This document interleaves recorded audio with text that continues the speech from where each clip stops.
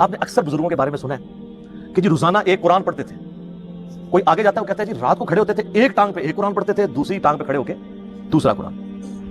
جس نے تھوڑی لمبی چھوڑنی ہوتی ہے وہ کہتے ہیں جی 3 قرآن روز کے.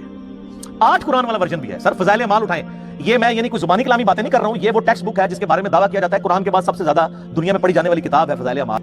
تو یہ فضائل اعمال میں لکھا ہوا ہے میرے بھائی کہ ایک بزرگ تھے روزانہ ایک قرآن پڑھتے تھے, ایک اور بزرگ کا لکھا صاحب کہ وہ 3 قرآن روزانہ پڑھتے تھے. پھر آگے کیا کہتے ہیں 8 قرآن بھی روزانہ پڑھتے تھے. اور پھر لکھا کہ امام ابو حنیفہ رحمہ اللہ تعالی رمضان شریف میں 61 قرآن پڑھتے تھے. 61 کی گنتی وہ کہتے ہیں ایک قرآن دن میں ایک رات میں. کتنے ہو گئے 60, اور ایک تراویح بھی. ہاں جی ایک 8 دفعہ تاک کرنا تھا نا انہوں نے.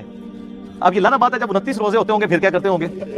تو یہ بابوں کا تعارف ہے قرآن کے حوالے سے, اور ایک کتابوں کا تعارف ہے. سر جامعہ ترمذی میں حدیث موجود ہے, اللہ کے محبوب صلی اللہ علیہ وآلہ وسلم نے فرمایا جس شخص نے 3 دن سے کم میں قرآن کمپلیٹ کیا, مکمل کیا, اس نے قرآن کے فہم میں سے کچھ بھی حاصل نہیں کیا.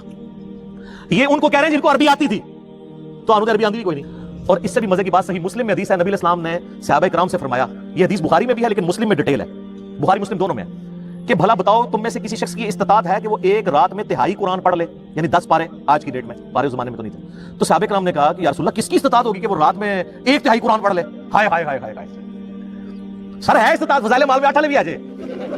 لیکن صحابہ کرام تو بزرگ نہیں تھے نا, آپ کو پتہ ہے, وہ تو کامل ایمان مومنین تھے. یہ کہانیوں والے ہیں, وہ کامل الایمان ہے کہانی باز. تو صحابہ نے کہا یا رسول اللہ کسی کی استطاعت نہیں. تو آپ نے فرمایا کہ سورۃ الاخلاص پڑھ لو, یہ تہائی قرآن کے برابر ہے. تہائی قرآن. تو ہم تو یعنی یہ ساری مثالیں آپ کے سامنے اس لیے رکھتے ہیں کہ آپ کم از کم مرنے سے پہلے اے مسلمان کر لے اس پہ غور. کتابوں کا خدا اور ہے, بابوں کا خدا اور.